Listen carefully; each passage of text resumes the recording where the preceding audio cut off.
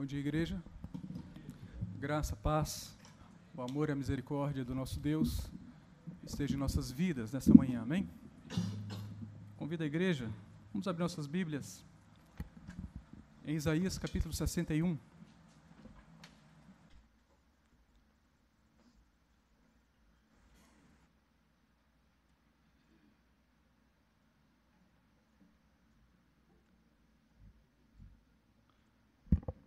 Isaías capítulo 61.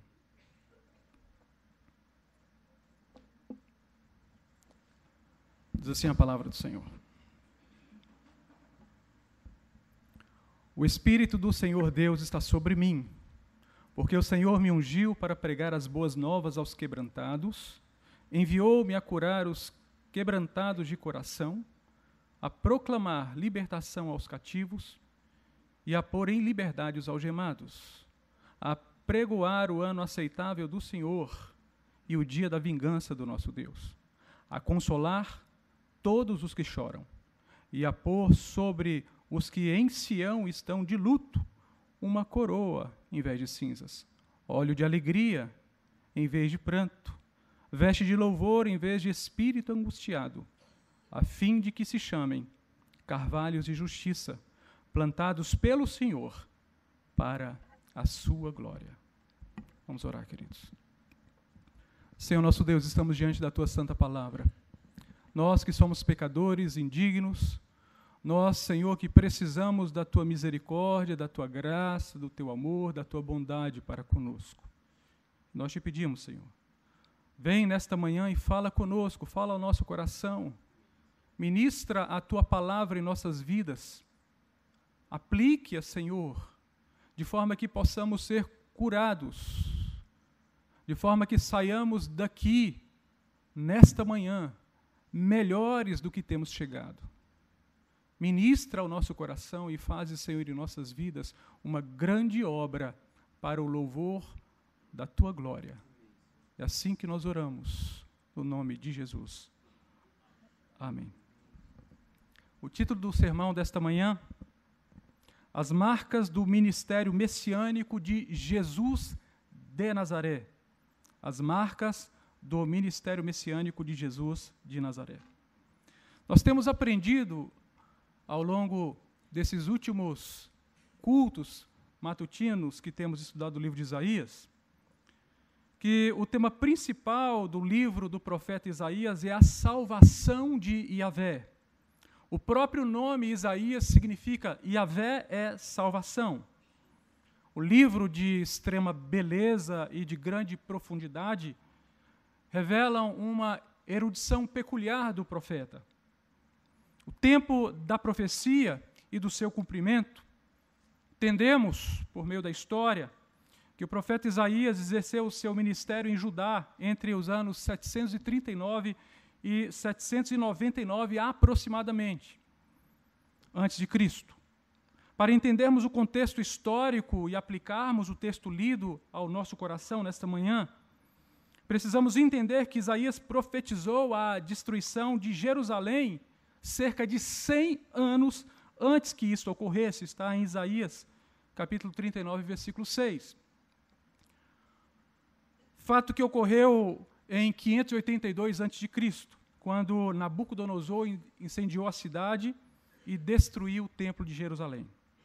Cerca de 200 anos antes, Isaías prevê a ascensão de Ciro como imperador persa, ele que no futuro poria fim ao cativeiro babilônico, fato ocorrido em 538 a.C., de acordo com Isaías 44, versículos 26 a 28, e Isaías 45, versículos de 1 a 13.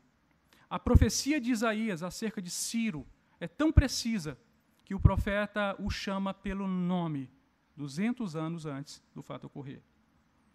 Entenda, o capítulo 61 se realiza em dois momentos. Ele, em primeiro lugar, num tempo futuro, onde o povo judeu estaria cativo na Babilônia e seria libertado por Ciro, como já temos falado. E no segundo momento, no tempo ainda mais distante, aproximadamente 700 anos depois, num tempo denominado por Paulo como a plenitude dos tempos, o tempo oportuno do Senhor, quando Jesus viria como homem e realizaria o plano redentor do Pai, conforme está em Efésios, capítulo 1, dos versículos 9 a 10, que diz: desvendando-nos o ministério da sua vontade, segundo o seu beneplácito que propusera em Cristo, de fazer convergir nele, na dispensação da plenitude dos tempos, todas as coisas, tanto as do céu como as da terra, e os versículos 13 e 14 complementam.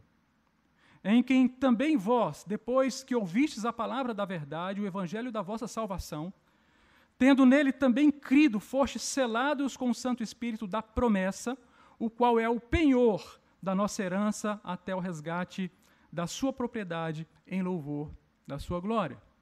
Plenitude dos tempos, quando todas as coisas foram preparadas para a vinda do Messias. No livro de Isaías, assim como em toda a Bíblia, é anunciado tanto o juízo de Deus quanto a sua misericórdia. E nós somos chamados como pregadores do Evangelho para anunciarmos, sim, o juízo de Deus, mas também a sua misericórdia. Nós temos que ter muito cuidado com os pregadores que se esquecem de pregar a misericórdia, que pregam apenas o juízo.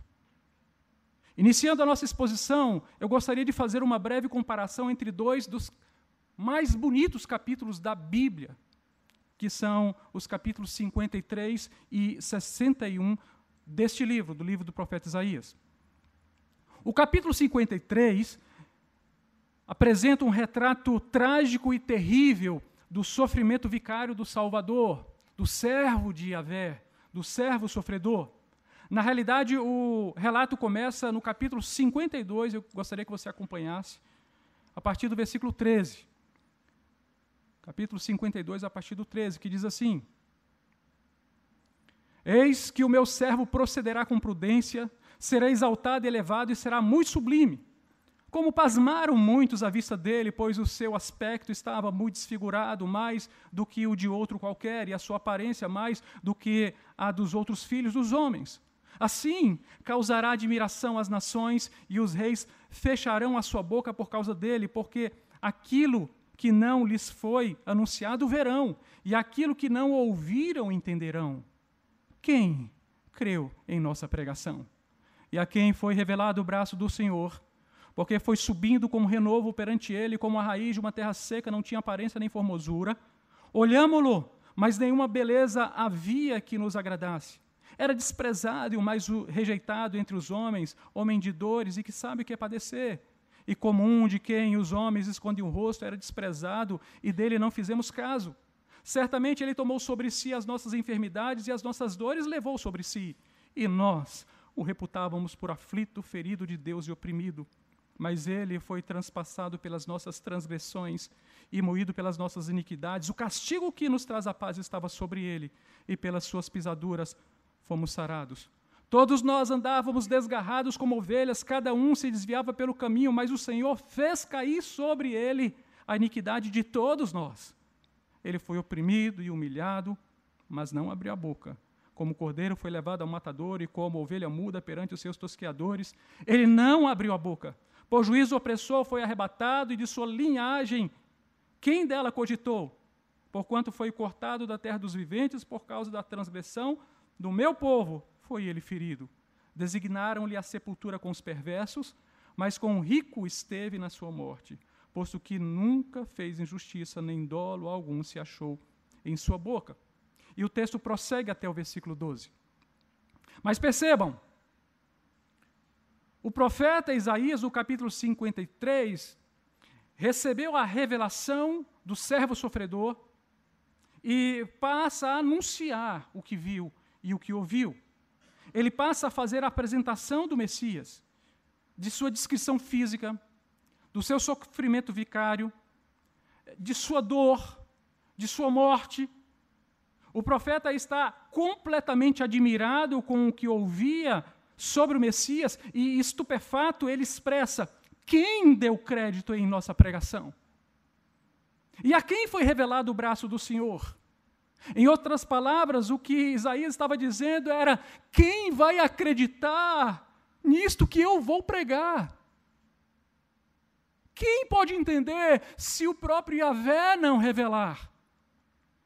Porque era completamente difícil para um judeu entender um Messias com esse aspecto. Servo sofredor de Yahvé. Mas perceba, enquanto o capítulo 53 o profeta apresenta o Messias, o capítulo 61, o próprio Messias que vem e se apresenta. É ele quem fala do seu ministério, do seu sofrimento vicário, é ele quem diz sobre a abrangência de sua obra, é ele quem diz de si. É o Messias que vem e se apresenta assim. Então o Messias, por meio do profeta, da própria voz do profeta, passa a descrever a era messiânica, descrever o resgate do seu povo e ainda descrever o tempo da evangelização mundial na era da igreja. E, finalmente, descrever a sua glória eterna no céu. É isso que acontece aqui no capítulo 61. Mas agora eu gostaria de chamar a sua atenção para a similitude entre o Antigo e o Novo Testamentos. Perceba, assim como o Messias se apresentou em Isaías 61, Jesus, lá em Nazaré, também se apresentou. Está em Lucas, no capítulo 4, versículos 16 a 30. Se você quiser, pode abrir, por favor. Era necessário que Jesus fosse compreendido como Messias. Tal fato tinha que acontecer em Nazaré, para que todos que o conheceram antes, agora teriam que conhecê-lo como Messias, pelo menos assim ele se apresentaria. Diz o relato de Lucas, a partir do 16. Indo para Nazaré, onde fora criado, entrou num sábado na sinagoga, sendo segundo o seu costume, e levantou-se para ler. Então lhe deram o livro do profeta Isaías, e abrindo o livro, achou o lugar onde estava escrito: o Espírito do Senhor está sobre mim, pelo que me ungiu para evangelizar os pobres, enviou-me para proclamar libertação aos cativos e a restauração da vista aos cegos, para pôr em liberdade os oprimidos e apregoar o ano aceitável do Senhor. Tendo fechado o livro, devolveu ao assistente e sentou-se. E todos na sinagoga tinham os olhos fitos nele. Então passou Jesus a dizer-lhes: hoje se cumpriu a escritura que acabais de ouvir. Todos lhe davam testemunho e se maravilhavam das palavras de graça que saíam de seus lábios. E perguntavam: não é este o filho de José? Vocês entendem o que está acontecendo, queridos? Primeiro, o profeta Isaías apresenta o Messias, depois o próprio Messias se apresenta. No Novo Testamento agora, João Batista vem e apresenta Jesus como sendo o Messias, o Cordeiro de Deus. Ele dá testemunho de Jesus. Está no livro dos Evangelhos, você pode encontrar isso de forma bastante fácil. Conforme fora predito em Isaías, o capítulo 40, versículos 3 a 5. E depois o próprio Jesus dá testemunho de si mesmo, como também fora predito por Isaías no capítulo 61. Similitude entre o Antigo e o Novo Testamento. Agora eu gostaria de chamar a sua atenção para 3 marcas que são apresentadas no ministério de Jesus, que são de fato a comprovação do próprio ministério messiânico.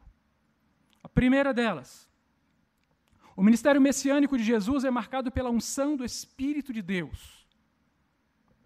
O ministério messiânico de Jesus é marcado pela unção do Espírito de Deus. O versículo de número 1 do capítulo 61 de Isaías vai dizer: o Espírito do Senhor está sobre mim, porque o Senhor me ungiu. Nós cremos que, de fato, Jesus era integralmente Deus e integralmente homem. É um dos grandes mistérios da fé cristã. Jesus se esvazia de sua divindade, o Filho, a segunda pessoa da Trindade, se esvazia de sua divindade, é a kenosis, e ele é encontrado como homem, como servo, sendo obediente até a morte de cruz. Está na carta aos Filipenses. Mas Jesus, mesmo sendo Deus, porque ele era 100% Deus e 100% homem, ele não poderia utilizar-se do seu poder divino para a realização do seu ministério. Porque se assim ele o fizesse, ele estaria desqualificado para a missão que consistia em assumir o nosso lugar na cruz, como Cordeiro de Deus, o nosso substituto vicário. Então ele não poderia utilizar do seu poder. Perceba que toda a tentação de Satanás, que ocorre lá no deserto, assim como ao longo de toda a sua vida, consistia em fazer com que Jesus utilizasse o seu poder divino. Porque se assim ele o fizesse, ele não poderia prosseguir na missão. Jesus deveria viver e sofrer integralmente como homem. Daí a necessidade do Espírito Santo. O que aconteceu muito tempo atrás, desde a eternidade passada, lá no Conselho da Redenção, é que o Pai, o Filho e o Espírito Santo entram em aliança, em acordo, para a redenção do homem. O Pai enviando o Filho deixando-se enviar pelo Pai, e o Espírito Santo acompanhando o Filho, dando luzes, lançando luzes à obra de Cristo. O Pai, o Filho e o Espírito Santo envolvidos diretamente na redenção. Foi o Espírito que gerou a Jesus no ventre de Maria, está em Lucas capítulo 1, versículo 35. Foi o Espírito que veio sobre a sua vida quando foi batizado por João, está em Lucas 3, 22. Foi o Espírito que o guiou para ser tentado pelo maligno no deserto e por meio da palavra vencer o tentador, está em Lucas, no capítulo 4, versículo 1. Foi o Espírito que o empoderou para o início do ministério na Galiléia, está em Lucas 4, 14. É o Espírito que Jesus veementemente defendeu quando, ao realizar a obra da libertação, o acusaram de expelir demônios pelo poder de Beelzebu. Está em Marcos 3, 29. Agora, precisamos pensar um pouco em nós. Se Jesus, para realizar o seu ministério, precisou que o Espírito acompanhasse, e nós, em nossas vidas, nós temos a consciência de que também precisamos do Espírito? Qual é o valor que nós damos ao Espírito do Senhor em nossas vidas? Nós entendemos que dele somos completamente dependentes para tudo, e sobretudo para a realização de sua obra aqui. Ou simplesmente nós nos esquecemos que devemos completa dependência ao Espírito Santo. Jesus dependia dele e nós. Compreenda, assim como o Espírito Santo esteve com Jesus, assim ele sempre estará naqueles que amam a Deus e naqueles que são chamados para fazer a obra de Deus. É Ele quem nos ajudará, como Paulo disse em Romanos 8, 26. Também o Espírito semelhantemente nos assiste em nossa fraqueza, porque não sabemos orar como convém, mas o mesmo Espírito intercede por nós sobremaneira com gemidos inexprimíveis. Às vezes eu fico tentando entender o que é isto, mas está além da nossa compreensão. Um Espírito que está completamente envolvido conosco, com a nossa vida e com o nosso ministério. Ouça, querido, o Espírito Santo é o único que pode equipar uma pessoa para o ministério ao serviço do Senhor. É Ele quem vocaciona, é Ele quem prepara e é Ele quem envia. Então, se o Espírito te chamar, não tenha medo, porque assim como Ele ungiu a Cristo, assim Ele te ungirá também e te capacitará para a obra que Ele reservou para você. Então, não tema. As marcas que são encontradas no ministério do Messias são também e devem ser encontradas no nosso ministério. Porque nós dele somos talmidins, somos discípulos. E o discípulo é aquele que anda debaixo da poeira dos pés de seu mestre. Louvado seja o Senhor. Segunda marca. O ministério messiânico de Jesus é marcado pela proclamação do Evangelho. O ministério messiânico de Jesus é marcado pela proclamação do Evangelho. Versículo 1 ao versículo 2a. Porque o Senhor me ungiu para pregar boas novas aos quebrantados, enviou-me a curar os quebrantados de coração, a proclamar libertação aos cativos e a pôr em liberdade os algemados, a pregoar o ano aceitável do Senhor e o dia da vingança do nosso Deus.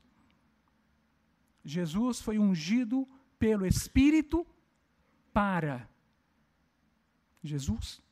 foi ungido pelo Espírito havia um propósito, uma finalidade, para pregar boas novas. Significa pregar o Evangelho, a boa notícia.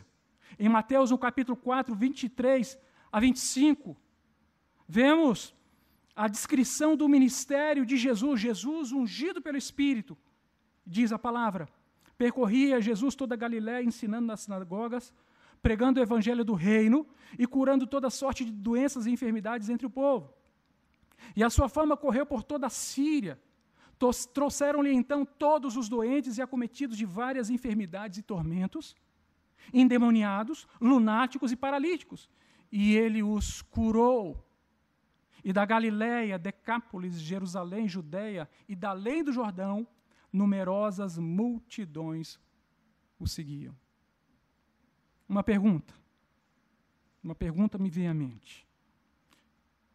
Quem eram essas pessoas que receberiam de fato a proclamação do Evangelho? Porque o Messias viria para proclamar as boas novas aos quebrantados e quebrantados de coração. Quem eram essas pessoas? Como é que nós podemos entender essas pessoas? Quem seriam os quebrantados de coração?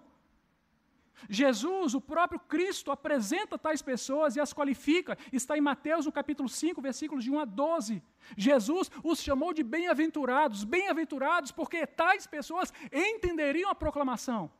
E Jesus disse, está escrito, vendo Jesus as multidões, subiu ao monte como se assentasse, aproximando-se os seus discípulos. Ele passou a ensiná-los dizendo, bem-aventurados os humildes de espírito, porque deles é o reino dos céus. Bem-aventurados os que choram, porque serão consolados. Bem-aventurados os mansos, porque herdarão a terra. Bem-aventurados os que têm fome e sede de justiça, porque serão fartos. Bem-aventurados os misericordiosos, porque alcançarão misericórdia. Bem-aventurados os limpos de coração, porque verão a Deus. Bem-aventurados os pacificadores, porque serão chamados filhos de Deus. Bem-aventurados os perseguidos por causa da justiça, porque deles é o reino dos céus.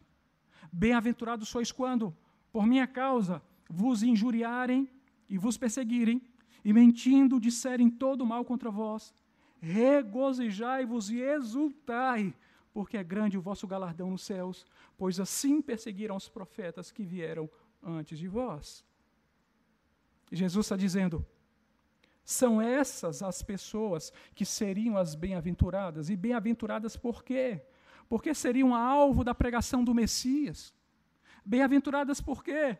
Porque essas pessoas seriam conduzidas pelo próprio Espírito que ungira a Cristo a compreenderem tudo o que Jesus ensinava. São aquelas pessoas que veriam em Cristo a solução para uma vida vazia e sem sentido, como era exatamente a nossa vida antes de conhecermos ao Senhor. Qual o sentido que havia em nossa vida? Acordar todas as manhãs e repetir tudo que a gente faz todo dia e ao final do dia deitar em nossa cama. Que sentido tem isto? Louvado seja o Senhor, porque Jesus traz sentido à nossa existência. É a pregação da palavra que traz cura e libertação. Jesus veio pregar a palavra. João 8,32 diz, conhecereis a verdade e a verdade vos libertará. João 8,36 diz, e se pois o Filho vos libertar, verdadeiramente sereis livres.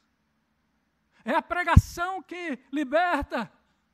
Ouça, querido, as pessoas não precisam de quebra de maldições, as pessoas não precisam de culto de libertação, as pessoas não precisam de regressão espiritual. O que as pessoas precisam é conhecer a palavra do Senhor por meio da proclamação. Louvado seja Deus. Se verdadeiramente pregarmos a palavra, todo culto será culto de libertação. Se verdadeiramente pregarmos a palavra, o próprio Cristo proclamado quebrará todas as maldições e já não haverá mais dívida. Todo o nosso passado de pecado será purgado por causa do querigma da palavra pregada. A palavra pregada é que exercerá poder em nossas vidas, e é isto que nós precisamos, conhecer a palavra. Quanto nós conhecemos a palavra?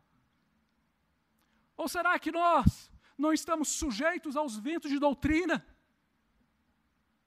Embalados daqui para lá e de lá para cá. Às vezes fascinados com o novo mover.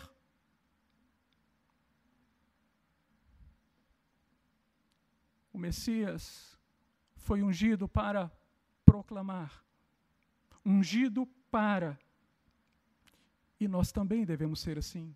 Cheios do Espírito de Deus para pregar o Evangelho, para interceder ao Pai pelos perdidos, para servir aos irmãos, para sermos úteis ao reino por meio dos dons e talentos que recebemos do Senhor. Cheios do Espírito para. Agora pense um pouco comigo. Não há como nos entendermos discípulos do Cristo evangelizador se também não formos evangelizadores. Proclamar o Evangelho não é uma opção para o discípulo. Proclamar o Evangelho é uma obrigação e muito mais que isto, um prazer para o discípulo de Cristo. Podemos ser reconhecidos como evangelistas?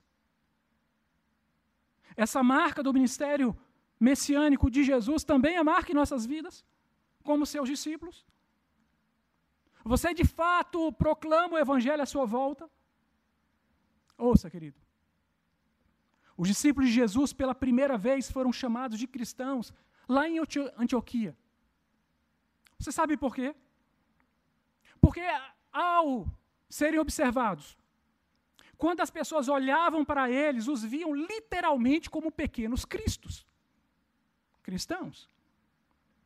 As pessoas os identificavam com Jesus porque notavam no seu modo de agir, no seu modo de falar, no seu modo de pregar, na vida, a própria pessoa do Cristo. O fato é que os discípulos se pareciam com Jesus. E nós? Somos parecidos com Jesus.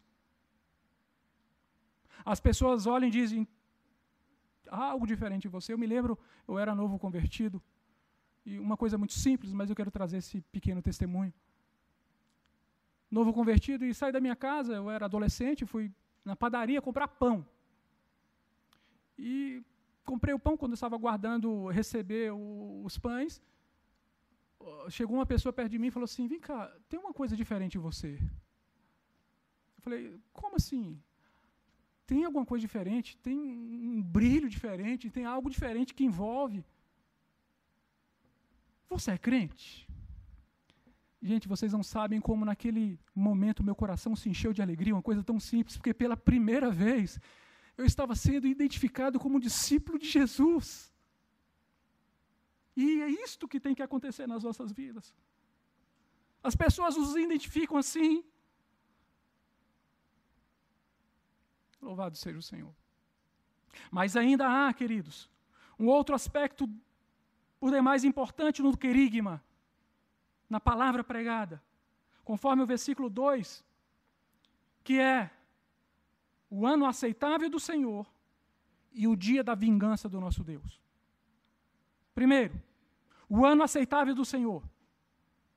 O ano aceitável do Senhor era o ano do jubileu. Um ano em que fecha o ciclo de 50 anos, sendo marcado pelo perdão de dívidas e pela restituição da herança recebida por Yahvé. Compreendam o que acontecia. As pessoas recebiam a herança, a porção da terra, ao entrarem na terra, ao conquistarem a terra de Canaã, e cada família recebia a sua porção da herança. Mas à medida que o tempo passava, pessoas não administravam bem suas próprias finanças e acabavam se endividando. E perdiam sua herança. E tal era a dívida tantas vezes que ele dava os filhos como escravos e se dava como escravo para pagar a dívida. Mas o Senhor estabeleceu no ano do jubileu, essa dívida deve ser paga e a terra deve voltar ao seu proprietário de origem. Era o ano aceitável do Senhor. Está em Levítico capítulo 25, versículo 10. Santificareis o 50º ano e proclamareis liberdade na terra a todos os seus moradores. Ano de jubileu vos será, e tornareis cada um a sua possessão e cada um a sua família. Cada um a sua possessão teria de volta a sua terra, e cada um a sua família não deixaria de ser escravo. Isso era o ano aceitável do Senhor. Era o ano da remissão da dívida e apontava para a bondade de Deus, que enviaria o seu próprio Filho para perdoar nossos pecados por meio da sua própria morte. Entenda, assim como partia de Yahvé o perdão das dívidas no ano do jubileu, assim também partiria de Yahvé o perdão dos nossos pecados no ano aceitável. Lembram que nós já falamos aqui, neste sermão, do tempo oportuno, descrito por Paulo lá em Efésios? O mesmo apóstolo, escrevendo aos Gálatas, ele fala sobre esse tempo oportuno, sobre a plenitude. Ele diz, vindo porém a plenitude do tempo, Deus enviou seu Filho, nascido de mulher, nascido sob a lei, para resgatar os que estavam sob a lei, a fim de que recebêssemos a adoção de filhos. Isto é o ano aceitável do Senhor. Louvado seja o Senhor. Graças a Deus pelo ano aceitável, amém? Graças a Deus. Isso me faz lembrar também de outra passagem, está em Êxodo, no capítulo 19, versículos 16 a 19, onde o Senhor se manifesta ao povo de Israel. O Senhor mandou que delimitassem o Sinai, que santificassem o povo, que o povo jejuasse, se preparasse, porque o Senhor se apresentaria ao povo. E diz a palavra, no versículo 16, do capítulo 19 de Êxodo, ao amanhecer do terceiro dia, houve trovões e relâmpagos, e uma espessa nuvem sobre o monte, e muito forte clangor de trombeta, de maneira que todo o povo que estava no arraial se estremeceu. E Moisés levou o povo fora do arraial ao encontro de Deus, e puseram-se ao pé do monte. Todo o monte Sinai fumegava. Por favor, querido, imagine essa cena. Todo o monte Sinai fumegava, porque o Senhor descera sobre ele em fogo. A sua fumaça subiu como fumaça de uma fornalha, e todo o monte tremia grandemente. E o clangor da trombeta ia aumentando, cada vez mais. Moisés falava, e Deus respondia no trovão. Sabe o que aconteceu com o povo? O coração do povo estava derretido de medo. E depois falaram para Moisés, Moisés, nós não queremos ouvir a voz desse Deus, não. Fala com Deus em particular, Moisés, e depois vem e fale conosco. Porque é terrível esse Deus. Era a face do Deus irado com o pecado que era revelado no Sinai. Mas por causa do ano aceitável, trazido a termo e a efeito em Cristo Jesus, o ano irado, o Deus irado do Sinai, se torna o Deus propício de Sião, por causa do sacrifício que fora feito porta fora da porta de Jerusalém. O Deus que nos recebe, que dá acesso a cada um de nós, por meio do sacrifício do seu Filho, pelo sangue derramado. Louvado seja o Senhor. O ano aceitável do Senhor. Por um lado. Mas Isaías nos faz lembrar também do outro lado, que era o dia da vingança do nosso Deus. Significa dizer que a mesma palavra pregada servirá tanto de juízo para aqueles que não servem a Yahvé, quanto de misericórdia, de aceitação para aqueles que servem a Yahvé. A mesma palavra. A mesma palavra que vem como ano aceitável, vem também como o dia da vingança. A mesma palavra. A justiça de Deus deverá ser sempre satisfeita por meio do perdão. Isto é o ano aceitável do Senhor. Ou por meio da condenação, que é o dia da vingança do Senhor. Dia aceitável do Senhor. O ano aceitável do Senhor para os seus eleitos. E o dia da vingança do Senhor para os réprobos. E qual é a nossa parte como tendo esse sinal, essa marca em nossas vidas? Qual é a nossa parte neste negócio enquanto cristãos, enquanto pregoeiros da verdade? É apenas pregar a palavra. Nada mais. Nós não temos que convencer ninguém. É o Espírito Santo quem faz isto. É Ele quem nos convence do pecado, do juízo e da justiça. É Ele que me convenceu, é Ele que te convenceu. Não somos nós que temos esse poder. Apenas pregamos. E o Senhor cumprirá integralmente o propósito para o qual a sua palavra foi proclamada. Amém? Terceira e última marca. O ministério messiânico de Jesus é marcado pela restauração da alegria. O ministério messiânico de Jesus é marcado pela restauração da alegria. Versículo 2, parte B, e o versículo 3. A consolar todos os que choram e a pôr sobre Sião, sobre os que em Sião estão, de luto, uma coroa em vez de cinzas, óleo de alegria em vez de pranto, veste de louvor em vez de espírito angustiado, a fim de que se chamem carvalhos de justiça, plantados pelo Senhor para a sua glória. Entendam.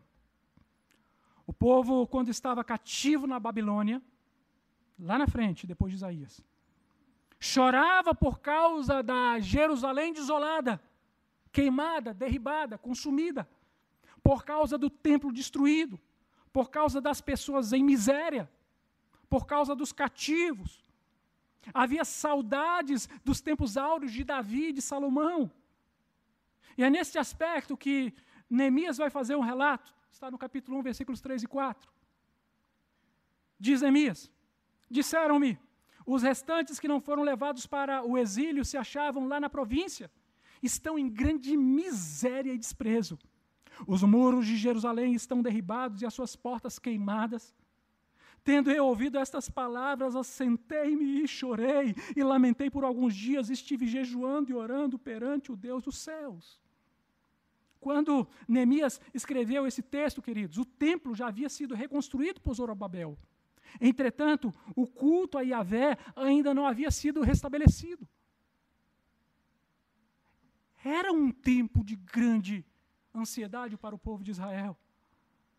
Isaías, então, anuncia a restauração da alegria de Judá, tanto porque eles voltariam do cativeiro e o templo seria reestabelecido, e também porque eles teriam novamente motivos de alegria. Por isso a palavra diz: a consolar todos os que choram, trocar as cinzas do luto pela coroa da alegria. Os homens voltariam a usar turbantes, coroa da alegria. Os turbantes eram uma peça da indumentária masculina nos dias dos festejos, especialmente dos noivos, quando das suas núpcias. Então os homens poderiam voltar a usar o óleo da alegria em vez de pranto. O óleo era usado na pele das pessoas, nas festas judaicas, dando um aspecto viçoso à pele, um aspecto de alegria, brilho. Veste de louvor em vez de espírito angustiado. O povo teria razão para usar novamente seus atavios, suas roupas festivas, e deixariam a roupa de saco e de humilhação e as cinzas da angústia, porque o Messias viria para tornar a trazer alegria ao povo de Deus. E é isso que Jesus faz. Ele restaura a alegria. O primeiro milagre em Caná da Galileia foi justamente isto. O vinho havia acabado. E o vinho ajudava justamente por causa da alegria. O povo estava em festa e o vinho. E Jesus vem e ele transforma a água em vinho. Jesus é aquele que traz alegria para a nossa vida, amém? Louvado seja o Senhor. Mas ainda há no texto uma coisa que me chama muita atenção e diz respeito à mudança da condição espiritual do povo, tanto do povo de Israel quanto para a igreja. Aliás, queridos, a igreja é Israel, amém? Entenda isso, abra seu coração para isso. A história de Israel é a história da igreja. A história de Israel revela o mistério escondido do Senhor, que é a igreja. Quando Israel estava caminhando errante no deserto, era a nossa história. Nós viemos de lá, deles. É a nossa história. Nós somos o Israel de Deus. Nós somos o povo de Deus. Louvado seja o Senhor. O que me chama a atenção, onde a palavra diz, a fim de que se chamem carvalhos de justiça plantados pelo Senhor para a sua glória. Eu gostaria que você entendesse essa expressão carvalhos de justiça. Os carvalhos eram árvores grandes, fortes e suntuosas, frondosas. Mas era sob os carvalhos que ocorriam cultos pagãos, especialmente o culto de Baal e de Astarote. Baal era o deus do céu e Astarote a deusa da terra. O culto pagão a esses deuses envolvia o relacionamento promíscuo e sexual entre sacerdotes e sacerdotisas, que eram prostitutas cultuais. E eles mantinham relação sexual nesses cultos, simbolizando a relação íntima entre Baal e Astarote. E quando Baal descia e possuía Astarote, eles criam que tanto as pessoas quanto os animais e a própria terra se tornava fecunda. E é claro que isso desagradava o Senhor. Era abominável ao Senhor. Assim, tais carvalhos, usados como culto, como objeto para culto, eram tidos por carvalhos de injustiça. Compreendem? Carvalhos de injustiça. Porque somente trariam, em virtude dos cultos pagãos, a justiça vingadora de Yahvé contra todos os idólatras. Aqui, em Isaías 61, os servos de Israel os servos de Yahvé são, por outro lado, chamados de carvalhos de justiça, plantados por Yahvé, para a glória de Yahvé. E o vetor de tal beatitude era o próprio Messias. Que coisa linda. De acordo com a teologia bíblica, especificamente aqui com Isaías, só uma forma de alguém ser um carvalho de justiça é tendo sido plantado por Deus por meio do Messias para a sua glória, ou seja, por meio de Jesus. Entendam, a salvação decorre dos méritos próprios da Trindade. É Deus quem opera a salvação, é Ele que faz, é Ele que realiza. Nós não temos parcela alguma, nós somos apenas objeto da misericórdia, da graça, do amor e da bondade desse Deus. Temos que ficar admirados e dizer: Senhor, como Tu me ama. Eu que sou pecador, toda a glória seja dada ao Senhor. Também entendemos pela palavra que podemos ser dois tipos de carvalhos. Ou somos carvalhos da justiça, ou somos carvalhos de injustiça. O que nós somos? Olhar para mim, para você, o que diremos, pois? Quem somos? Os carvalhos da justiça, por sua vez, servem para a glória de Deus. Os carvalhos da injustiça para a condenação, para a destruição eterna. Agora reflitamos um pouco, que tipo de carvalho somos nós? Carvalhos de justiça plantados pelo Senhor para a sua glória, ou carvalhos de injustiça reservados para o dia da vingança de Yahvé? Que somos? A nossa vida diz o que de nós? O nosso testemunho diz o que de nós? Se de fato somos carvalhos de justiça, tenhamos como o maior dos motivos de alegria o fato de Jesus Cristo estar presente em nossas vidas e ter morrido por nós e nos dado salvação. Olha o de alegria. Nós que não passávamos de carvalhos de injustiça, nós que somos hoje carvalhos de justiça plantados por Deus para a glória dele mesmo. Eu gostaria de concluir este sermão pedindo a você que abra a sua Bíblia em Lucas, no capítulo 4, versículo 20, novamente. Lucas, capítulo 4, versículo 20.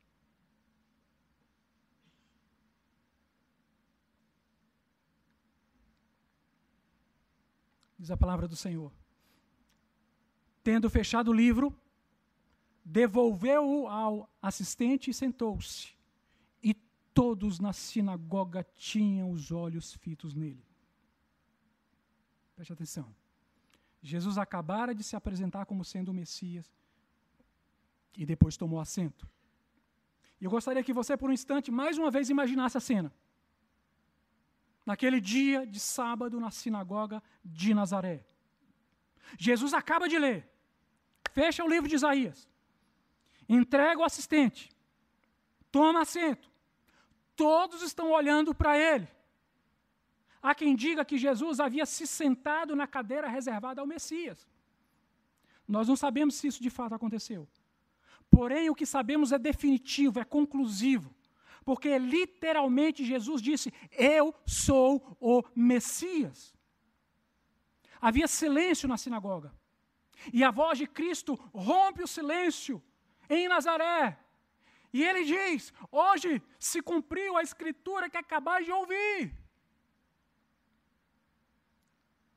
A atitude de Jesus, queridos, gera duas reações. A primeira reação é de admiração. Está no versículo 22.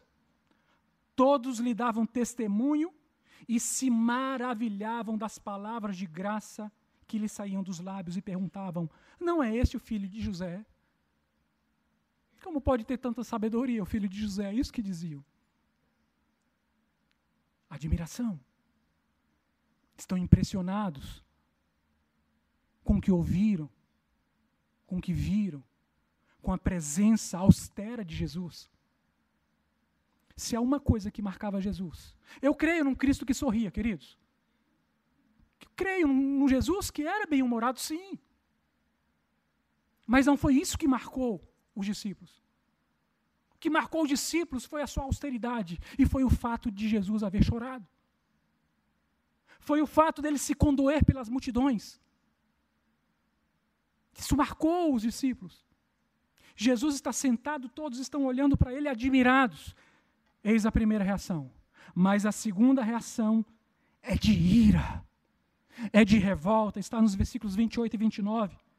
Todos na sinagoga, ouvindo estas coisas, se encheram de ira e, levantando-se, expulsaram-no da cidade e o levaram até o cimo do monte sobre o qual estava edificada, para de lá o precipitarem abaixo. O fato, queridos, é que assim como Jesus se apresentou aos nazarenos como sendo o Messias, o Salvador, hoje, neste dia, ele se apresenta a nós também. Para mim e para você. Eu sou o Salvador, é o que Jesus está dizendo. Jesus fez a parte dele e tomou assento. Jesus agora está sentado e observa a nossa reação. Ele veio e cumpriu cabalmente o seu ministério. Depois subiu ao Pai, foi assunto ao céu, está assentado à destra de Deus e nos observa. Ele nos vê. Ele está olhando para nós agora. A grande questão é como reagiremos às verdades que dele ouvimos desta manhã. Como reagiremos? O que o nosso coração deseja fazer ao Messias? Arrastá-lo para fora de nossas vidas? E lançá-lo despenhadeira abaixo? Não conseguimos ouvir suas palavras, a palavra da verdade confronta o nosso coração e nos faz correr. Ou nos atrai e nos faz apaixonados por Deus. O que a palavra do Senhor está gerando nesta manhã em nossos corações. Hoje, a mensagem de Cristo nos fascina, nos atrai, ou nos enche de ira e de indignação. Amamos a sua palavra e a sua doutrina, ou odiamos, porque sequer não suportamos ouvir sua voz. Saibamos de algo, queridos. Quer queiramos, quer não. Jesus nos observa. Ele nos vê. E é Ele quem hoje se apresenta a nós, dizendo: eu sou o Messias, eu sou o Salvador. E o que faremos com essa informação? É Ele que está conosco agora. E sua mensagem mudará a nossa vida ou não? Qual será a nossa reação? E a minha oração nesse dia é que a palavra proclamada arrebate o nosso coração e mude a nossa história. Curva a sua cabeça. Oremos. Senhor nosso Deus, Pai, Filho e Espírito Santo, te damos graças porque o Senhor resolveu se dar a conhecer a nós. Te damos graças porque a única forma de sermos salvos é por intermédio de Jesus. Te damos graças porque o Senhor resolveu nos livrar da morte e do pecado. Te damos graças porque o Senhor nos plantou, fazendo de nós carvalhos de justiça para a sua glória. Te damos graças porque foi na eternidade que o Senhor escreveu o nosso nome no livro da vida. Te damos graças porque a nossa salvação é consumada em Ti, Jesus. E nós te pedimos, Senhor, continue usando de sua graça e de sua misericórdia para conosco. Continue nos dando de sua bondade. E obrigado, Senhor, porque se não fosse o Senhor vir até nós, ainda estaríamos mortos e perdidos. Obrigado, Senhor. Obrigado porque o Senhor nos deu o óleo da alegria e trouxe sentido à nossa vida e à nossa existência. Obrigado, Senhor, pelo teu tão grande amor. E obrigado, Senhor, porque nós compreendemos a tua palavra e nós somos os bem-aventurados dos quais o Senhor tratou. Obrigado, Senhor, porque o teu Espírito nos deu a entender a tua palavra proclamada e mudou a nossa história. Muito obrigado, Senhor. Nós oramos assim, no nome de Jesus. Amém. Que o Senhor nos abençoe.